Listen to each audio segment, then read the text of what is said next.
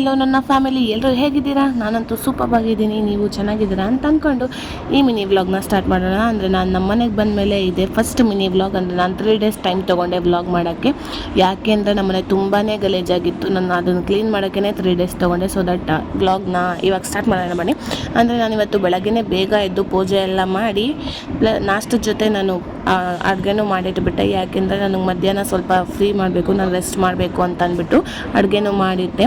So ಹಾಗೆ ಈ ವ್ಲಾಗ್ನ ಸ್ಟಾರ್ಟ್ ಮಾಡಿದ್ದು ನಾನು ಮಧ್ಯಾಹ್ನದಿಂದ. ಬಿಕಾಸ್ ನನಗೆ ಬೆಳಗ್ಗೆ ತುಂಬಾ ಕೆಲಸ ಇತ್ತು, ವಿಡಿಯೋ ಕ್ಲಿಪ್ಸ್ ಮಾಡ್ಕೊಳ್ಳೋಕ್ಕಾಗಲಿಲ್ಲ. ಸೊ ಸಂಜೆ ಹಾಗೆ ಯಜಮಾನ್ರು ಊಟ ಮಾಡಿಕೊಂಡು ಕೆಲಸಕ್ಕೆ ಟೈಮ್ ಆಯಿತು ಅಂತ ಅವರು ಕೆಲಸಕ್ಕೆ ಹೊರಟರು. ಅವರಿಗೂ ಬಾಕ್ಸ್ ಕೊಟ್ಟು ಅವ್ರನ್ನ ಕೆಲಸಕ್ಕೆ ಕಳಿಸಿ ಬಾಯ್ ಮಾಡಿಬಿಟ್ಟು ನಾನು ನನ್ನ ಮಗ ಒಳಗಡೆ ಬಂದು ನಾನು ನನ್ನ ಮಗನ ಮಲಗಿಸ್ಬಿಟ್ಟು ನಾನು ಸ್ವಲ್ಪ ಹೊತ್ತು ರೆಸ್ಟ್ ಮಾಡೋಣ. ಯಾಕಂದರೆ ಬೆಳಗ್ಗೆಯಿಂದ ತುಂಬಾ ಕೆಲಸ ಮಾಡಿದ್ದೆ ಅಂತ ಹೇಳ್ಬಿಟ್ಟು, ಅಂದರೆ ಪೂಜೆ ಎಲ್ಲ ಮಾಡೋದಿತ್ತು, ನೆಲ ಗುಡಿಸಿ ನೆಲ ಒರೆಸಿ ಅದು ಇದು ಎಲ್ಲ ಇರುತ್ತಲ್ವ, ಹೆಣ್ಮಕ್ಳಿಗೆ ಗೊತ್ತಿರುತ್ತಲ್ವ ಇದೆಲ್ಲ.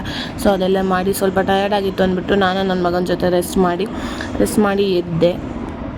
ಹಾಗೆ ಎದ್ಬಿಟ್ಟು ಅತ್ತೆ ಮಾವಗೆ ಕಾಫಿ ಮಾಡಬೇಕಿತ್ತು ಅಂದ್ಬಿಟ್ಟು ಅಡುಗೆ ಮನೆಗೆ ಹೋಗಿ ಕಾಫಿ ಮಾಡೋಣ ಅಂತ ನೋಡ್ತಾ ಇದ್ದೆ. ಅತ್ತೆ ಮಾವ ಟಿ ವಿ ನೋಡ್ತಾಯಿದ್ರು. ಸೊ ಅವ್ರು ಟಿ ವಿ ನೋಡಲಿ ಅಂದ್ಬಿಟ್ಟು ಅವ್ರಿಗೆ ಕಾಫಿ ಮಾಡಿಕೊಡೋಣ ಅಂದ್ಬಿಟ್ಟು ಕಾಫಿ ಕೂಡ ಮಾಡಿಕೊಟ್ಟೆ. ಸೊ ಪ್ಲಸ್ ನಾನು ಕಾಫಿನೇ ಜಾಸ್ತಿ ಕುಡಿಯೋದು. ಸೊ ನಾನು ಕಾಫಿ ಕುಡಿಯೋ ಟೈಮಲ್ಲೇ ನನ್ನ ಮಗ ಏನಾದರೂ ತಲಾಟೆ ಮಾಡ್ತಾನೆ. ಬಿಕಾಸ್ ಅಂದರೆ ನಾನು ಕಾಫಿ ಕುಡಿಯೋ ಟೈಮಲ್ಲೇ ನಾನು ಏನಾದರೂ ತಿನ್ನೋವಾಗ, ನಾನು ಏನಾದರೂ ಕುಡಿಯೋವಾಗ ಅಳೋದು ಜಾಸ್ತಿ ಅವನು.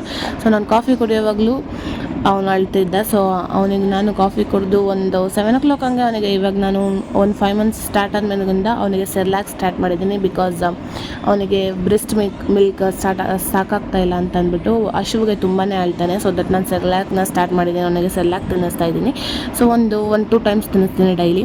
ಹಾಗೆ ಸೆರ್ಲ್ಯಾಕ್ ತಿನ್ನಿಸ್ಬಿಟ್ಟು ನಾನು ಮತ್ತೆ ಟಿ ವಿ ನೋಡ್ಕೊಂಡು ಕುಂತಿದ್ವಿ. ಹಾಗೆ ವಿನಯ್ ಅವರ ಅಜ್ಜಿ, ಅಂದರೆ ನಮ್ಮ ಅಜ್ಜಿ ಕೂಡ ಬಂದಿದ್ದರು. ಕೂಡ ಆಟಾಡ್ತಾಯಿದ್ರು. ಅಜ್ಜಿ ಪಾಪು ಜೊತೆ ಆಟಾಡ್ತಾಯಿದ್ರು. ಹಾಗೆ ಆಟಾಡೋ ಟೈಮಲ್ಲಿ ಪಾಪುನ ನೋಡೋಕ್ಕೆ ವಿದ್ಯಾ ಅವ್ರ ಹಸ್ಬೆಂಡು ಮತ್ತು ಅವರ ಅತ್ತೆ ಕೂಡ ಬಂದಿದ್ದರು. ವಿದ್ಯಾ ಅಂದರೆ ಬೇರೆ ಯಾರೂ ಅಲ್ಲ, ವಿನಯ್ ಅವ್ರ ತಂಗಿ, ಅವ್ರ ಫ್ಯಾಮಿಲಿ ಫುಲ್ಲು ಬಂದಿದ್ದರು ಪಾಪುನ ನೋಡೋಕ್ಕೆ.